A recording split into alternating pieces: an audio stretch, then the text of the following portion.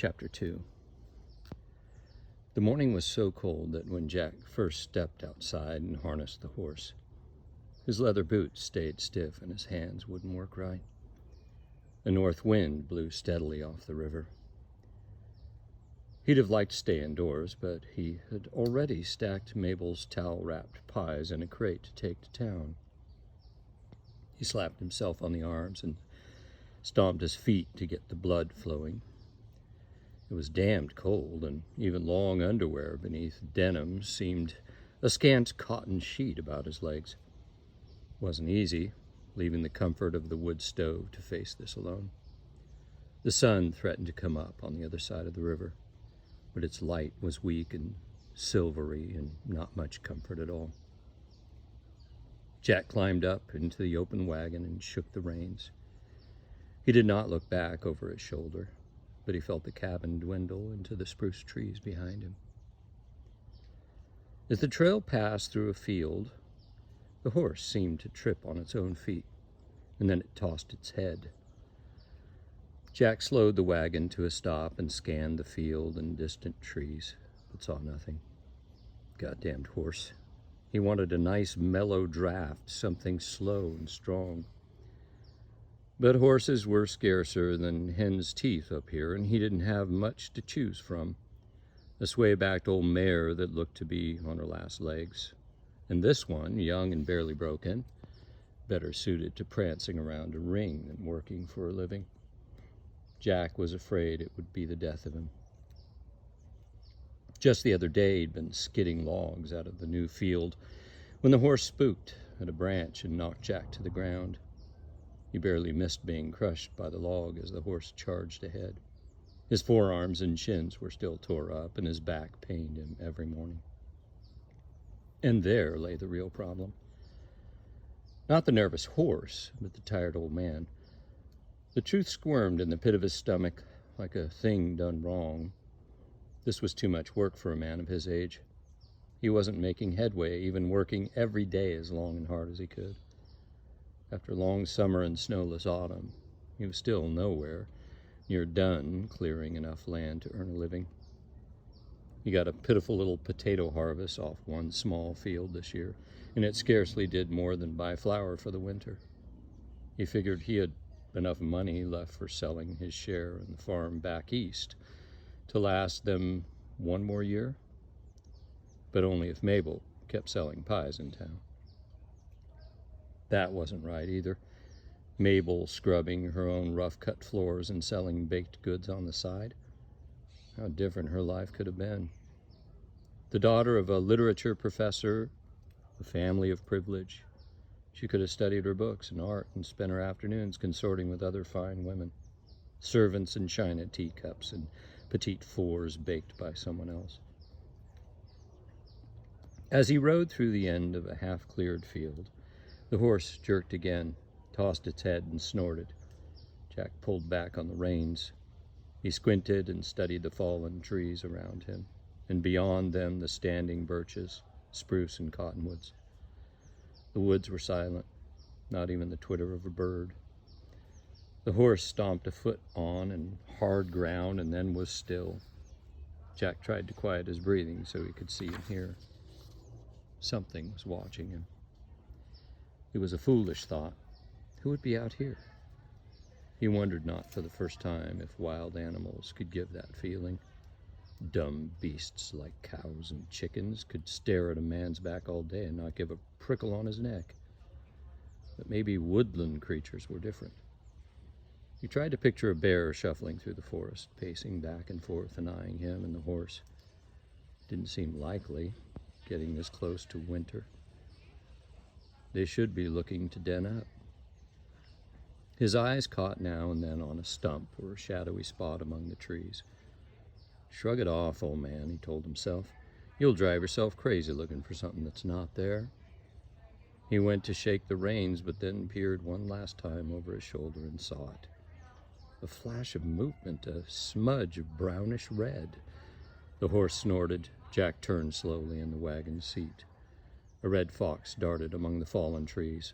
It disappeared for a minute, but popped up again, closer to the forest, running with its fluffy tail held low to the ground. It stopped and turned its head.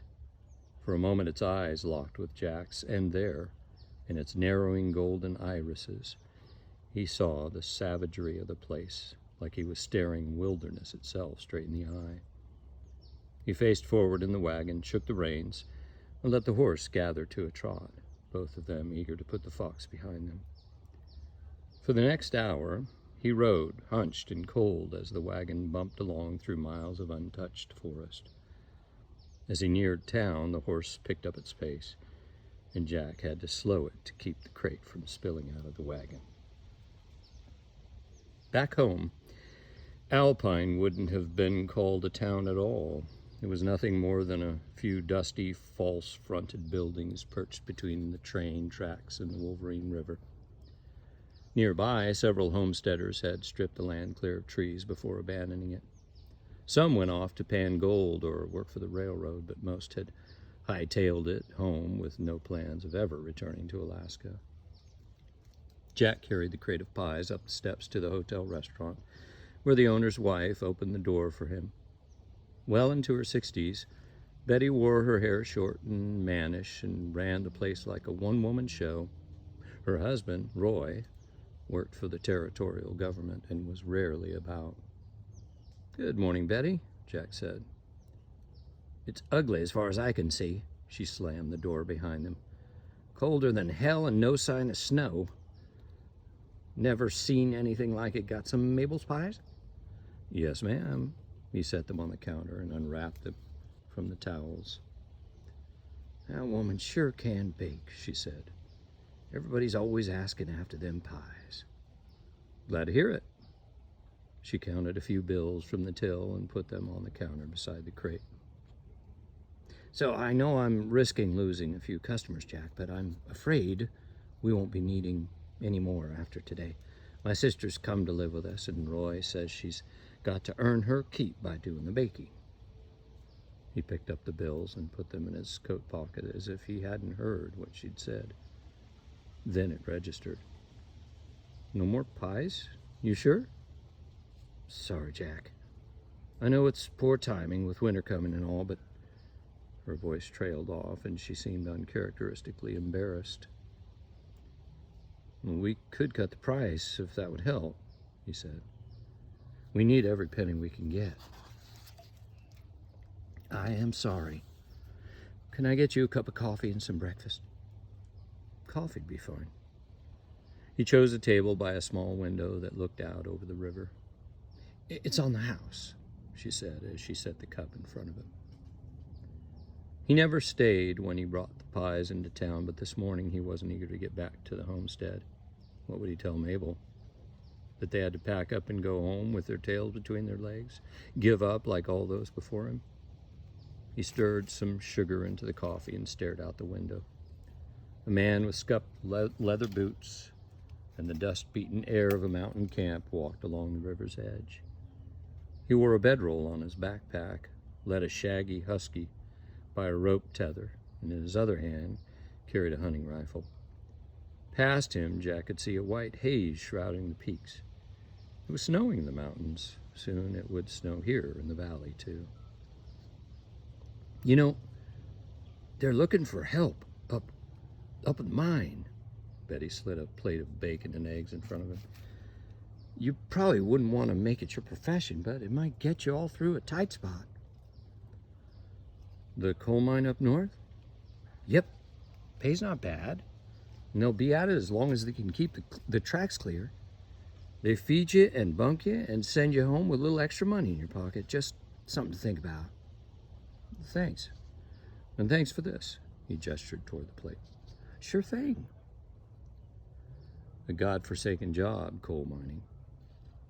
Farmers were born to work in the light and air, not in tunnels through rock. Back home, he'd seen the men return from the mines with their faces black with coal dust and coughing up dirty blood. Even if he had the will and strength, it would mean leaving Mabel alone at the homestead for days, maybe weeks at a time. Cash money is what they needed, though. Just a month or two might be enough to pull them through next harvest. He could stand most anything for a month or two. He ate the last bite of bacon and was ready to head out when George Benson came noisily through the restaurant door. "Betty, Betty, Betty, what have you got for me today? Any of those pies?" "They're fresh off the homestead, George. Have a seat and I'll bring a slice over."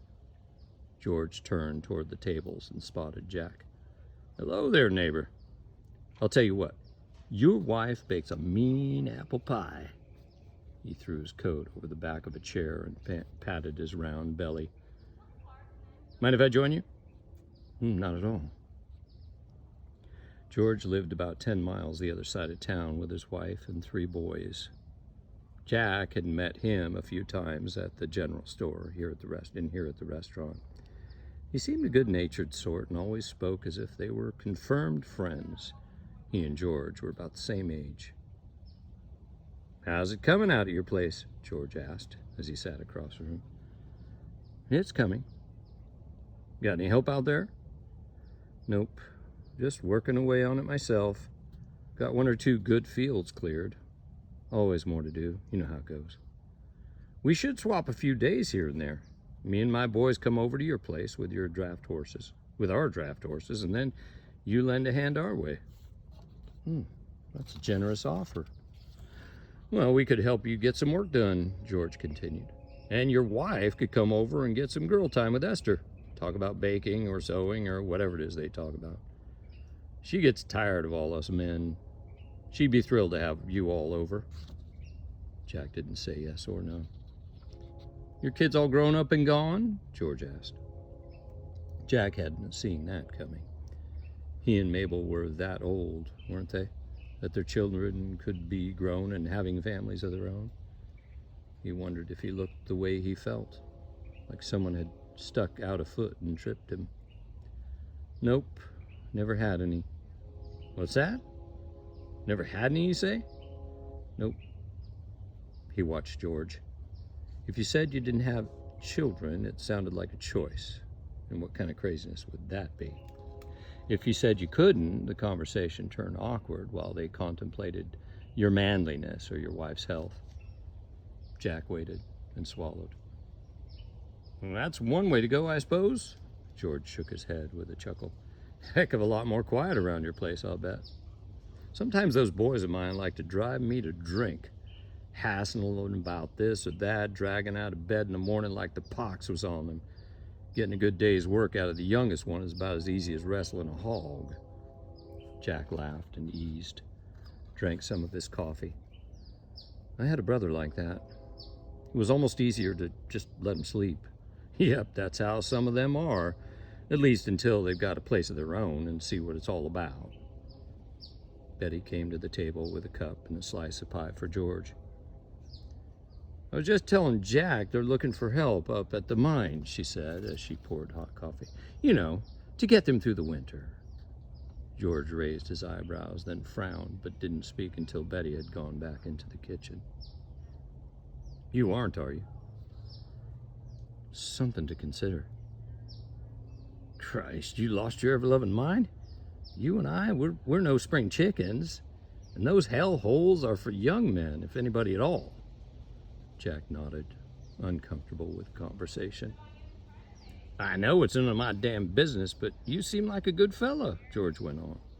"You know why they're looking for men?" "Nope."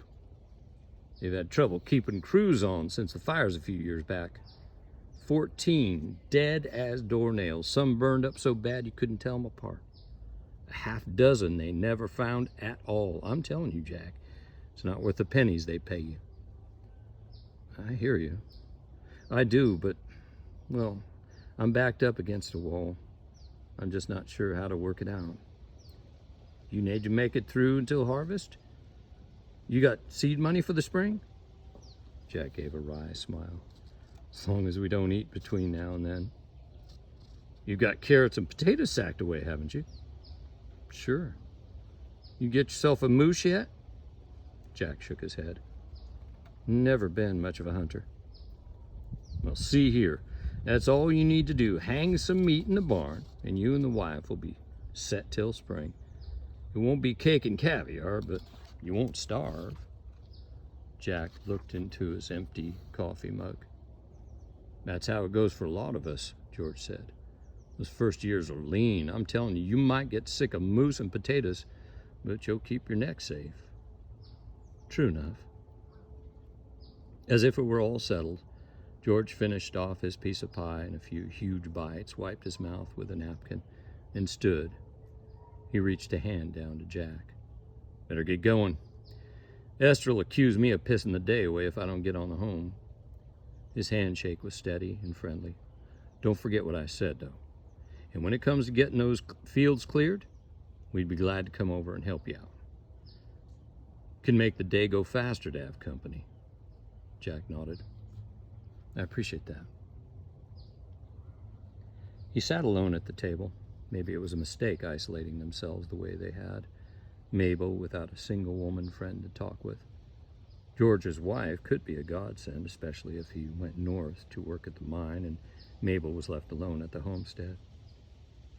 She would say otherwise. Hadn't they left all that behind to start a new life with just two of them? I need peace and quiet, she told him more than once. She'd withered and shrunk in on herself, and it began when they lost that baby. She said she couldn't bear to attend another family gathering with all the silly banter and gossip. But Jack remembered more.